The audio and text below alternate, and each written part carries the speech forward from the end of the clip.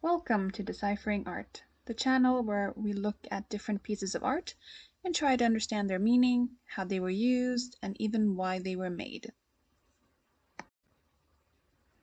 The Wonoboyo Hoard is the largest archaeological find ever made in Java, one of the largest islands in Indonesia and Southeast Asia. The Wonoboyo Hoard was likely accidentally interred by being buried in a volcanic eruption. After further archaeological excavation, it was discovered that the collection of gold and silver objects had been stored in a building which had collapsed and then been buried under soil and eventually 15 to 20 centimeters of volcanic ash.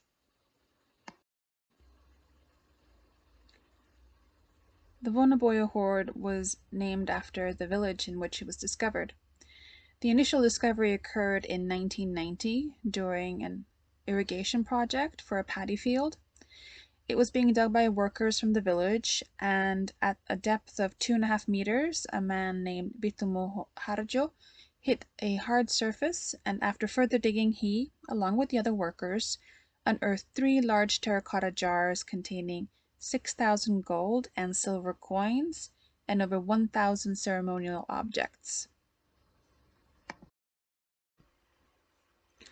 Among the items discovered was a jewelry set for a man and one matching set for a woman.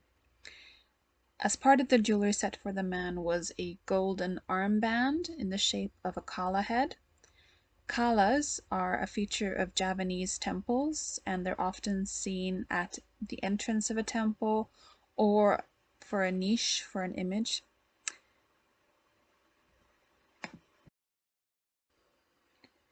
One example from a Javanese temple is from the Kalasan temple in Central Java.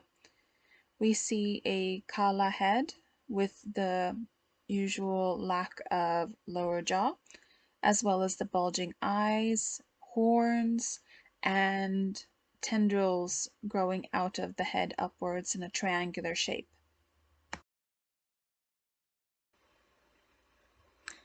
Basically, a Kala is a stylized head of a lion or monster, and in Central Java, they are not depicted with a lower jaw. In this armband, we can see the traditional bulging eyes and a mouth like a rakshasa, as well as the threatening claw-like hands. Additionally, there are stylized horns protruding from the top of his head. Apart from these horns is a tall triangular plant with several tendrils.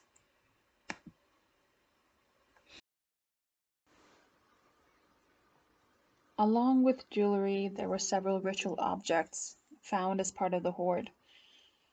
A few of these were used for scooping water. Water is of ritualistic importance in both Buddhism and Hinduism. Commonly, there are water tanks in association with temples, and the water in these was considered holy, with cleansing properties. One of the ritual objects is a scoop made in the shape of a shell, and the other is a scoop with a handle decorated with a budding palm leaf. One of the bowls in the hoard is called the Ramayana Bowl, since it depicts a few scenes from the Ramayana epic. The epic tells of an Indian prince called Rama, who is exiled to live in a forest.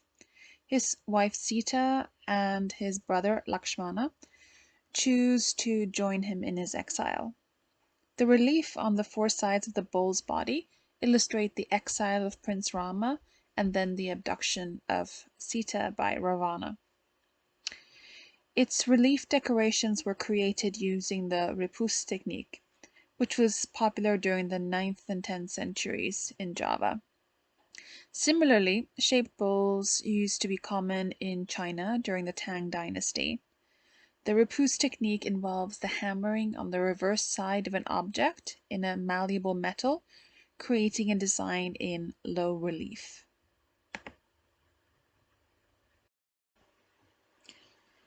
A final example from the hoard is a crescent-shaped pendant, which is covered in decoration.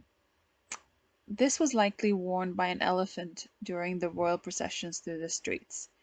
Additionally, there are also 2 elephant-sized golden anklets as part of the hoard. The Wonoboyo hoard is unique in that it remains intact at the Museum Nacional in Jakarta. Other hoards from insular Southeast Asia have been split up and sold to private collectors and museums, particularly in the West. Based on the inscriptions available from the objects, this hoard was likely owned by a member of the royal family.